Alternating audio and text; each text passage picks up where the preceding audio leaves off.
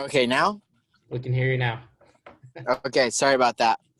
Yeah, so today was obviously really good. It was kind of what I had to do in the grand scheme of things to swing it back in my direction and make it happen. Last weekend was a huge disappointment to have that a weekend like that at sort of a pivotal time in the championship and after a weekend off. So it was nice to come out today and win.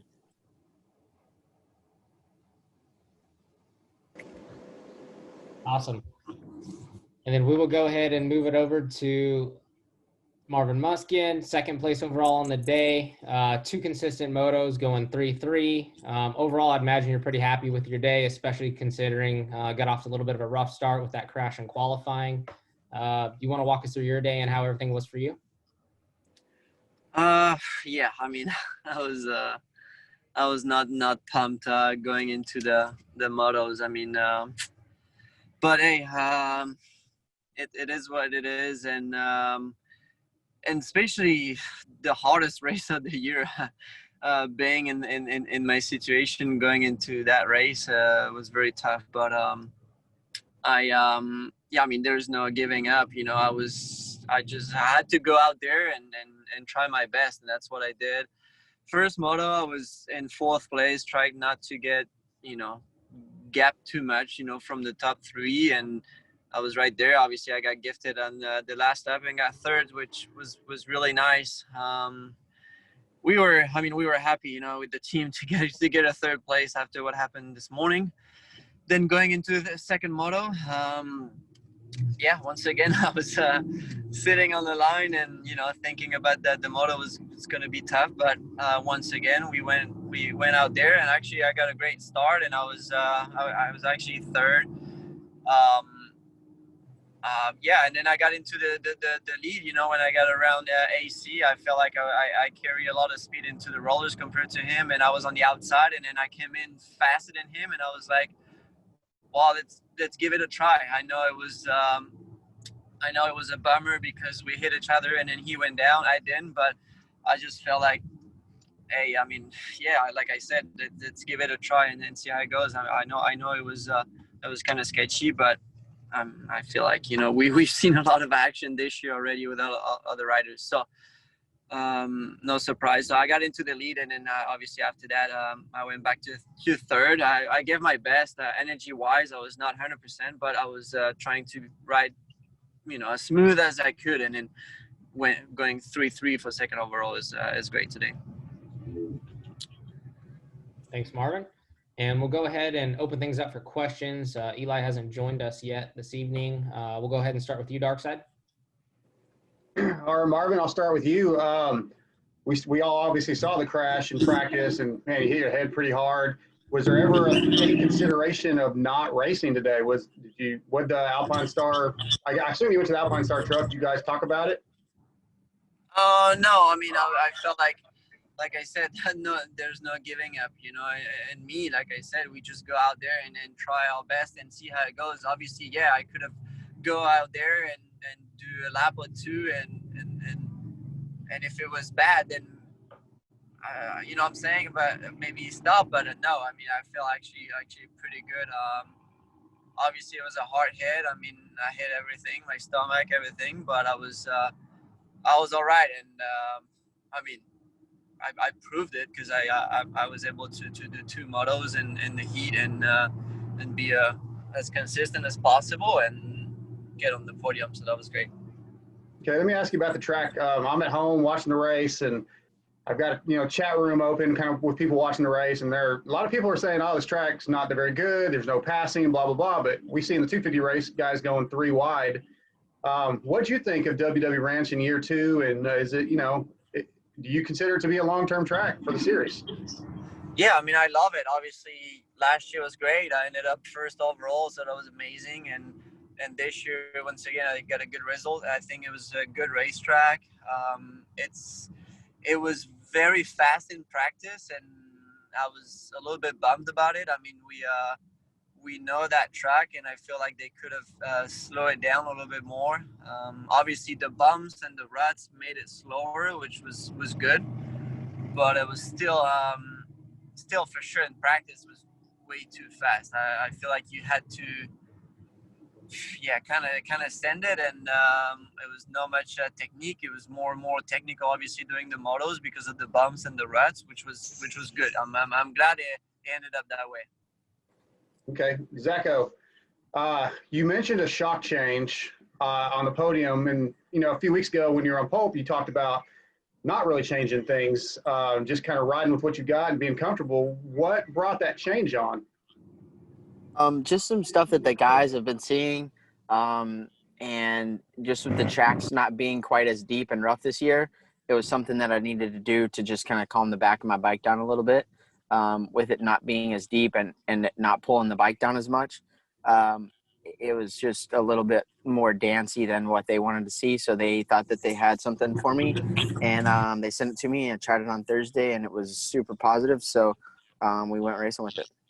Okay, yeah, you mentioned that also on the podium about the bike kind of bouncing around dancing beforehand. Watching this race, like I thought a lot of times your bike looked like it was, even though you were winning, and it looked like the bike was dancing around quite a bit.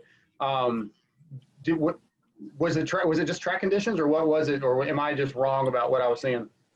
Well, I think it was quite fast, like Marv said, and it was quite bumpy, not really like gnarly rough, but just kind of choppy.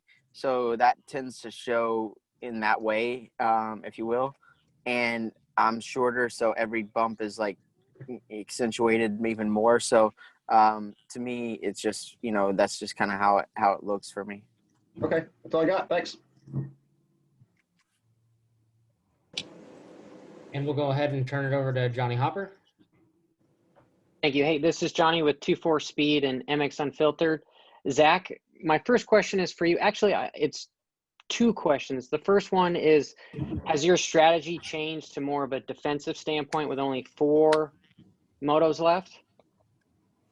No, I mean, at one point a couple of weeks ago, I kind of was, but like with what happened last week and then just kind of losing a bunch of points, and now, now it's back to 29 or whatever. But it's, yeah, I'm not trying to send it to win motos, but at the same time, I don't want to let any points get away that are, there for the taking. So it's a little bit of both. Gotcha.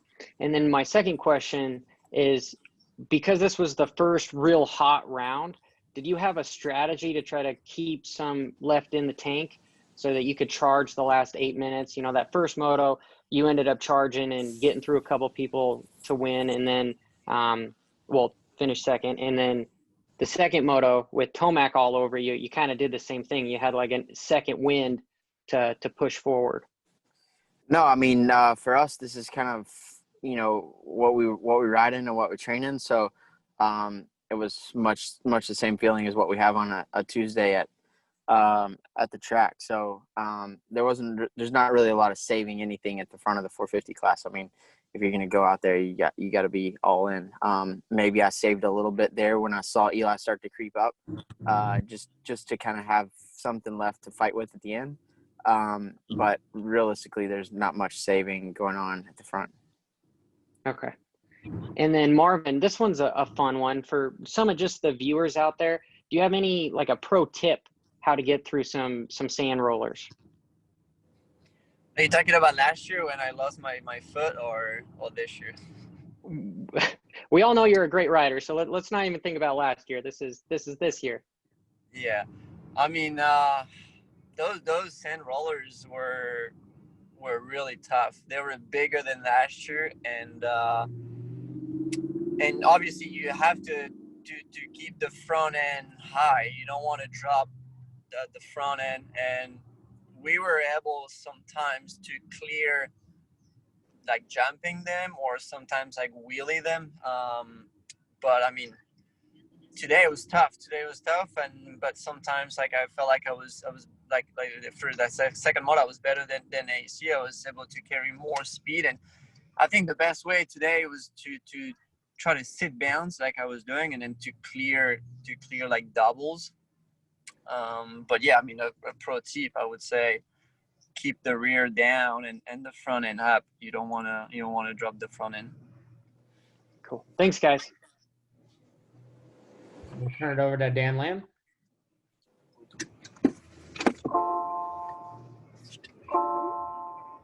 Yeah, first one's for Zach. I mean, all year, Zach, you've been talking about how you're not thinking about the title and all that stuff. It's getting down to crunch time. Is it starting to creep in? Is the little bit of, hey, I could possibly be a 450 national champion at the end of this year starting to creep in? And are you starting to feel it a little bit?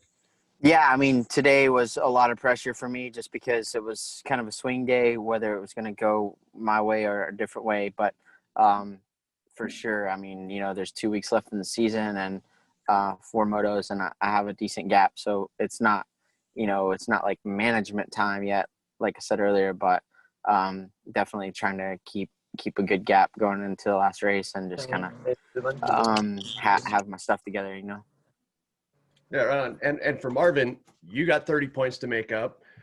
We got Thunder Valley and Fox coming up. What do you think of those 2 tracks? Is there any way you can maybe close on Zach? I mean, should he watch his femur this week in practice? I mean, last 2 races. Can you say that again at the end? Sorry. I said we got Fox and Thunder Valley coming up. You got 30 points to make up on Zach. First, I said, should he watch his femur this week in practice?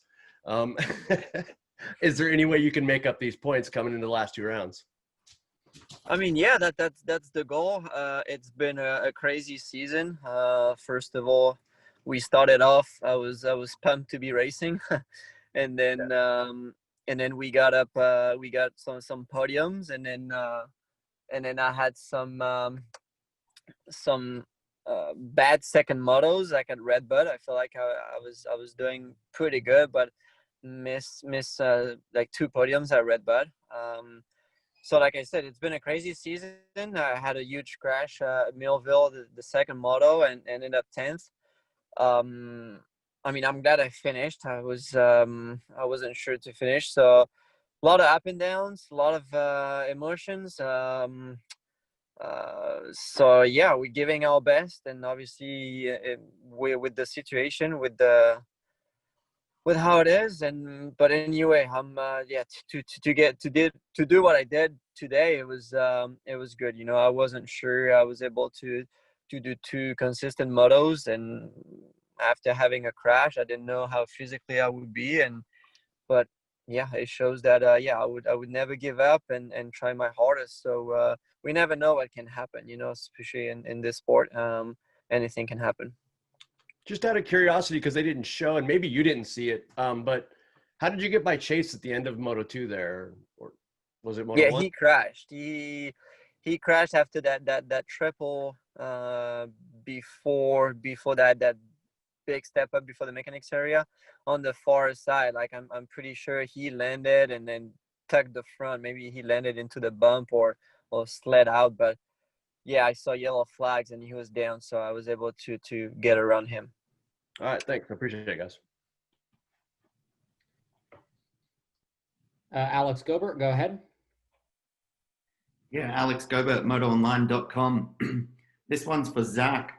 In that first moto, you made the move on both Adam and Chase, on the same lap. So was that a case of that moto just coming to you as it went on, or how would you reflect upon that? Yeah, I mean, we were pretty hot and heavy there at the beginning, like the first 20 minutes. And I knew that, like, it was going to have to cool down at some point because I was already starting to feel it. And I knew that they were as well. And then I started to see them get a little bit kind of sloppy or, maybe a little bit tired. And then I would just kind of put the attack on.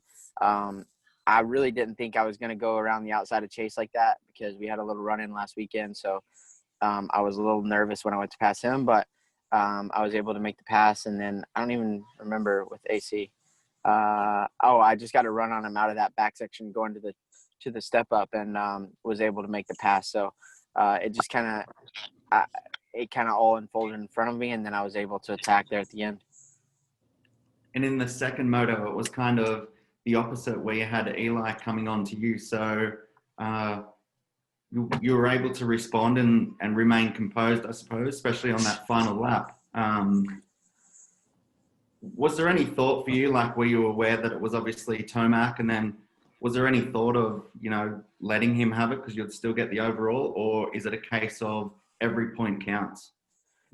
It was a little bit of both. I mean, I wasn't going to I wasn't going to throw it away, but at the same time, I wanted those 3 points bad. You know, that's where that's a big cushion, you know, big gap. So for me, it was important to hold him off. I could see him coming for like 5 laps. I knew he was on a roll, and I knew, you know, what I needed to do to keep him behind me. So he got really close there that one time because he took the inside of the split lane going after the mechanics area, and I actually thought he had made the pass, but I kind of moved over on him, and he didn't have the line, so I was able to take it into the last lap. And then I think he made a mistake somewhere around the track because I couldn't hear him there at the end, and then I was able to take the win. And just finally, after the disappointments of last week, how excited were, you know, obviously yourself and the team, you know, after that second moto? It was a huge result. Yeah, it was. You know, obviously we were all bummed about last weekend.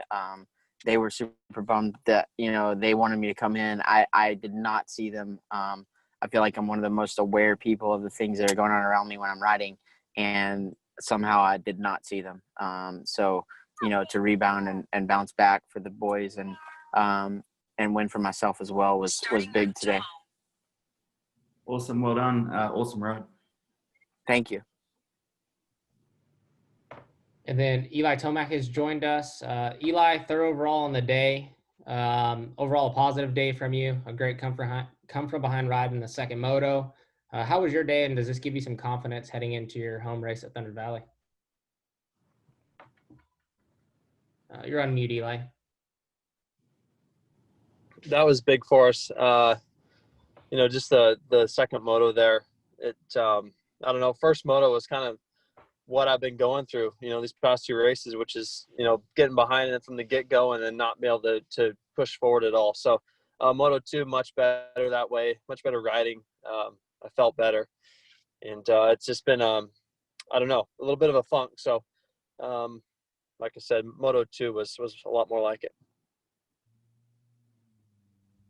Thanks, Eli. And we'll go to you, Anton. Cool. Thanks, guys. Hey, we've raced this track twice now. Zach, you and Marvin have both ridden it kind of quite often. Marvin, you were just there a few weeks ago. But the one thing about this place compared to, say, Thunder Valley or Millville or something like that, they changed the layout quite a bit. Is that something difficult for either of you to learn on race day because it's so different than the usual, maybe last time you were there? Well, we don't go there often. It's like a 3-hour drive for us. So we were fortunate enough to go there a couple weeks ago and do a little bit of riding. And then we did the same before last year, but that's the only times we've been there. I went when I was running from a hurricane a couple years ago, getting ready for destinations, but it's not like a frequent thing for us. You know, it's something that we do on occasion.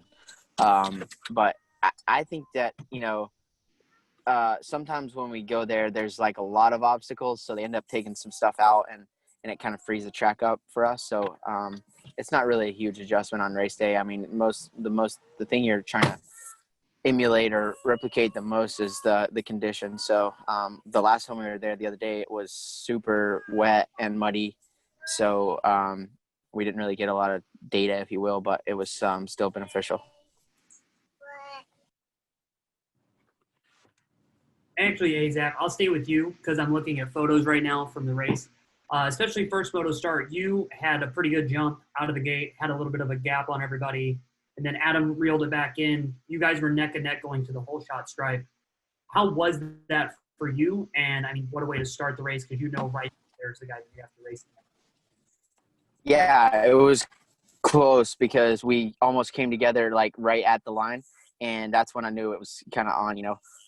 He was racy and I was feeling racy as well, and we were just both trying to make something happen. So it was nice to come away with that first moto win, and you know, my starts have been really good all season, so I'm happy with that. It's something that I've not always been as consistent as some of the other guys with, so to find some consistency with that is really awesome for me. Thanks, guys. And we'll turn it over to Weech. Yeah, Jason from RacerX. Zach, at the first half of that first moto, were you thinking you were still in it? The 2 guys ahead of you, AC and Sexton, pulled away a little bit. Were you managing it? Were you worried they were getting away? Were you planning like a second half attack? Take me through the strategy of that moto. Well, I was managing it for a while, and then I got like we caught like a pack of 4 lappers, and they went right by them, and I caught them in the middle of the track where it's a little bit tighter. So it was hard for me to navigate them as quickly as they did. And then they pulled what I thought was like 4 or 5 seconds, and I was like, oh man, like they've broken the toe and it's going to be hard to get back to them. But then they started to make some small mistakes, and I was able to reel it back in. And then, you know, I felt like I kind of had some legs to go with there at the end, and I was able to just kind of open the throttle and go to the front. How do you stay within the moment in a moto like that? That was obviously huge for the championship because Adam had won the last 2 races and it closed down. How do you focus on each lap and each section of the track and not think when you're behind, oh man, what's this going to do for points? And then when you get ahead, the same thing. I mean, that's the razor's edge that we ride, you know. It's not something that you can manage lap to lap. I knew going there today that I needed to go out there and make a statement and win both motos if I could. You know, I've only done that one time in my career, so I was feeling the pressure a little bit today to go out and make it happen. But it's just one of those things where, you know, I would compare it to like, I don't know, like being a sniper or something. You know, they just wait for that moment for a long, long time, and then you go for it. So that's kind of what I was doing in the first moto, was just waiting on my moment, and it came. I mean, you know, it was this close to not coming because the lappers, like trying to get back to them was really tough. And then once I made contact, I was like, you know, now I can go, because it's hard actually especially at the front of the 450 class to like just pass someone. You can't just make that happen. You almost have to come with a run and take that momentum and go by them. So for me, once I got back to them, I had some decent speed going, and I was able to make the pass and make it happen. And same thing, when you win that moto, that's big. As you said on the podium, Mr. Momentum starts to go back your way, but you've got to recover, and you haven't done anything. If you can't replicate that in Moto 2, you're going to give those points right back. So how do you not celebrate too much, not take too much confidence from it, and not get ahead of yourself?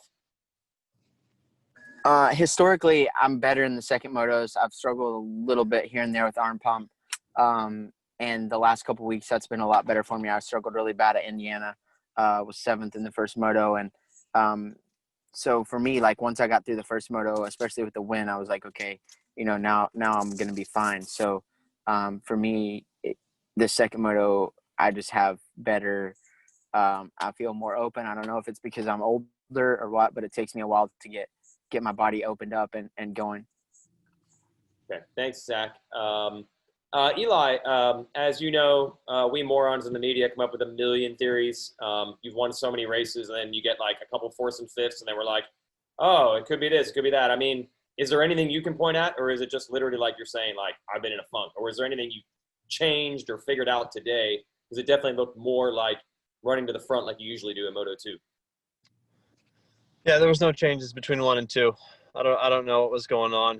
All I can say is, I mean, like the level has been elevated for sure. You know, there's a couple more guys in there now, and it's hard to point the finger at one thing. What does that do for you to finally get a little bit back on track? It wasn't a moto win, but it was definitely riding well. Does that help you a little bit? Yeah, it was nice. I mean, I was in a bit of a rough place there. Like I was just, you know, I wasn't able to figure it out, you know, for a few races there. So, yeah, nice to know that I could somewhat get to the front again. The first half of the moto, you were there behind Sexton and Anstey. Did you feel something come together, actually? Because the first half of the moto was okay, and then it really started to happen. Did something change there, or just the way the moto played out? It was both. I started feeling better, but guys were going slower. You know, it was like the first race, guys actually faded. You know, even though I faded in the first moto, right? It was kind of like a normal national where guys start dropping off in the second moto. And we haven't had you here in the last couple of weeks. I've been asking a lot of guys this. We're going deeper into the calendar than we were supposed to with the big delays we had in racing. Have you noticed that at all? Does it feel any different? Does it seem weird? Because we're going now probably 4 weeks, I think, past where we would have been, and if we had ended in August. Right now, it all just feels kind of like a blur and a blend. But I think what's going to come fast is Supercross. we're going to probably, everyone's going to take a couple weeks off, but then it's like, holy moly, it's already the first week of November. So I think that's when everyone's really going to get their reality check. So that's when things are going to come fast. All right. Thanks, guys. And we'll go ahead and do one more question. Dark side. Eli, this is for you, and we've sort of touched on it, but with the issues that you've had in the last few weeks where you haven't been winning, basically, and as media, we all think what's going on. Did the 2 DNFs have any mental effect on you coming back and almost like maybe bring you down? You maybe just didn't feel like you had it for the rest of the season after that, or did it affect you in any way mentally? Yeah, I mean, it's like a kind of a punch in the gut, but it's also racing, so that's what I try to look past. But it's just been weird, I'm not sure. One thing I can point to is my starts, and these guys are all like, there's 2 extra guys in there this year. There's Chase and there's Adam, and they're going really fast right now. That's been different. Obviously Zach is riding at a great level, and everyone's just, there's really no one slacking or falling off. So when I'm sitting there buried in 10th, I lose 15 or 20 seconds the first 2 laps and it's over. I can't, I haven't been able to shred to the front. So to me, that's what's been a little bit different this year. All right. Appreciate it. That's it. All right, Zach, Marvin, Eli, appreciate you guys taking the time to join us this evening. Thank you. Today, and we'll see you in a week's time.